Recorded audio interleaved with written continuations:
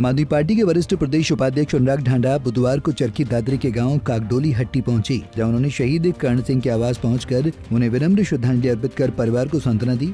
बाद में गांव मरवास में ग्रामीण सभा को संबोधित करते हुए पार्टी की नीतियों के बारे में अवगत करवाया। वहीं उन्होंने सरकार से अपील करते हुए कहा कि किसी भी वर्दीधारी के ड्यूटी के दौरान निधन होने पर उसे शहीद का दर्जा मिलना चाहिए। साथ ही शहीदों के आश्रितों को 1 करोड़ की सम्मान राशि भी दी जानी चाहिए। कि आज शहीद कर्ण सिंह जी के परिवार से मिलने के लिए आए थे और श्रद्धांजलि उनको अर्पित की।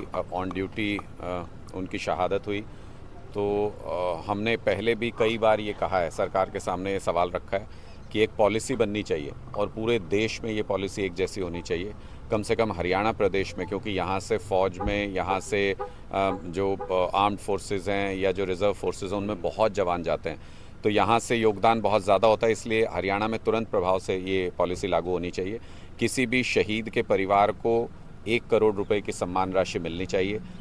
शहीद के परिवार को किसी के सामने हाथ नहीं फैलाना पड़े, किसी भी जीवन भर किसी भी सुविधा के लिए सरकार की तरफ ताकना नहीं पड़े, इसलिए वो सम्मानजनक जीवन जी सकें। इसलिए उनको 1 करोड़ रुपए की सम्मान राशि मिलनी चाहिए सरकार की तरफ से। ये हमारी बार बार मांग रही है। हम एक बार फिर इस मांग को दोहराते हैं। हम पंजाब में ये पॉलिसी लागू है, दिल्ली के अंदर ये पॉलिसी लागू है, हरियाणा दोनों स्टेट्स के बीच में आता है।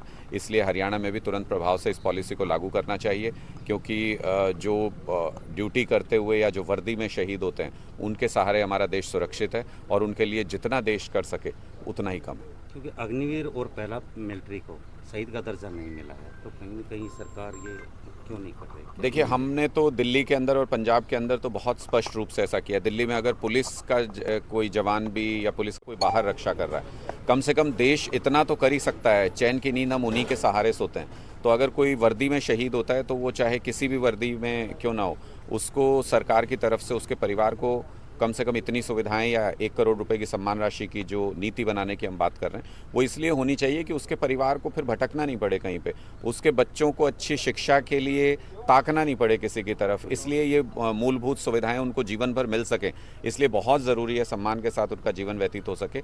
देश की रक्षा में वो उन्होंने वर्दी पहनी और अपनी ड्यूटी करते हुए अगर कोई शहीद होता है, फिर चाहे वो पुलिस के जवान हो, पैरामिलिट्री के हों, वो फौज के जवान हों, उनको 1 करोड़ रुपए की सम्मान राशि मिलनी चाहिए। इस दौरान इसराइल के मुद्दे पर अनुराग ढांडा ने साफ किया कि राज्यों के मुख्यमंत्रियों के बीच जल विवाद का समाधान खुद प्रधानमंत्री नरेंद्र मोदी के नेतृत्व में होना चाहिए, क्योंकि दिल्ली और पंजाब के मुख्यमंत्री भी इस मुद्दे पर समाधान के लिए तैयार हैं।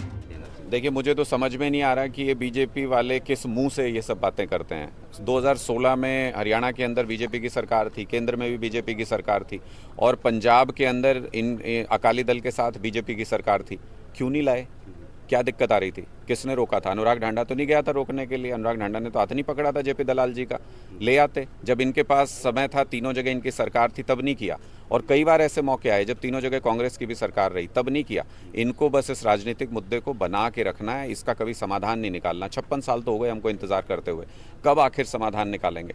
सारे स्टेट्स को, चाहे पंजाब की बात कर लो, हरियाणा की बात कर लो, राजस्थान की बात कर लो, सबके यहाँ पानी की कमी है। मोदी जी 2019 में आके कह के गए थे कि हमारे जो ज़रूरत का पानी है वो बह के पाकिस्तान जा रहा है। आज पता नहीं क्यों पाकिस्तान ज़्यादा प्यारा हो गया मोदी जी को। ना पंजाब प्यारा, ना हरियाणा प्यारा, ना राजस्थान प्यारा। क्यों नहीं दुश्मन देश का पानी रोकते? क्यों नहीं उसको लेके आते? हरियाणा के हर किसान की प्यास क्यों नहीं बुझाते उससे? मैं तो पूछना चाहता हूँ प्रधानमंत्री जी से, जब इसके ऊपर इतना अहम मुद्दा बताते हैं, लेकिन जब इसके ऊपर मीटिंग होती है मुख्यमंत्रियों की तो प्रधानमंत्री कभी जाते नहीं उस मीटिंग के अंदर। मैं पूछना चाहता हूँ क्यों नहीं जाते? प्रधानमंत्री जी का इंटरेस्ट क्यों नहीं है? 2 भाइयों की लड़ाई है और अगर पिता नहीं बैठेगा बीच में समझौता कराने, समझौता हो जाएगा क्या?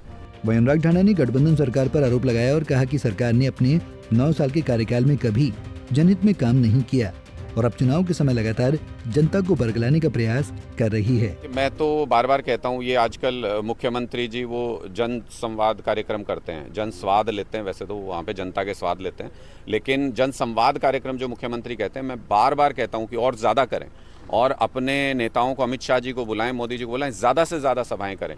तभी लोगों के बीच में जितनी नाराज़गी है भारतीय जनता पार्टी के प्रति वो खुल के सामने आ पाएगी। और जितना ये ज़्यादा सभाएं और जितना ज़्यादा प्रचार करने की भारतीय जनता पार्टी कोशिश कर रही है, उतना ही ज़्यादा एक्सपोज हो रहे हैं हरियाणा के अंदर, उतना ही ज़्यादा लोगों के सामने इनकी असली तस्वीर आ रही है और लोगों के मन में वो गुस्सा जो इन्होंने 9 साल से पिछले हरियाणा को त्रस्त कर रखा है, इन्होंने हर आदमी लाइन में लगा दिया। कोई परिवार पहचान पत्र बनवाने लाइन में लगा हुआ, कोई पेंशन बनवाने के लिए, कोई डीएपी की खाद लेने के लिए, कोई किसान मंडियों में 5-5, 10-10 दिन तक बैठे रहते हैं, तब जाके उनका अनाज बिकता है। इन्होंने क्लर्क हो, आशा वर्कर हो, कोई सरपंच हो, कोई तो नहीं छोड़ा जिस पे लाठी नहीं चलाई। तो लोग अब इंतजार कर रहे हैं। ये जितना ज़्यादा लोगों के बीच में जाते हैं, लोगों से संवाद करते हैं, उतना ज़्यादा लोगों के मन में जो गुस्सा पिछले 9 साल का भरा हुआ है भारतीय जनता पार्टी के प्रति, वो सामने आता है। ये अपने आप को एक्सपोज कर रहे हैं, उल्टा हमारा ही प्रचार कर रहे हैं। जितने ज़्यादा भारतीय जनता पार्टी लोगों के बीच में जाके अपने कार्यक्रम करेगी, उतना ही ज़्यादा आम आदमी पार्टी के लिए आम आदमी की सरकार लाना आसान होगा। वहीं दशहरे पर पीएम मोदी की क्षेत्रवाद और जातिवाद के बयान पर ढांडा ने कहा कि सबसे ज्यादा क्षेत्रवाद और जातिवाद को भाजपा ने बढ़ावा दिया है। अब आने वाले समय में हरियाणा की जनता केजरीवाल की नीतियों को देखते हुए आपकी सरकार बनाएगी और ये हरियाणा में चमत्कार से कम नहीं होगा। चरखी दादरी से पुनीत शोराण, पंजाब केसरी टीवी। हमसे जुड़े रहने के लिए हमारे YouTube चैनल को सब्सक्राइब करें और नई वीडियो की नोटिफिकेशन के लिए बेल आइकॉन को दबाएं। अगर आप ये वीडियो Facebook पर देख रहे हैं तो लाइक जरूर करें और ज्यादा से ज्यादा शेयर करें। धन्यवाद।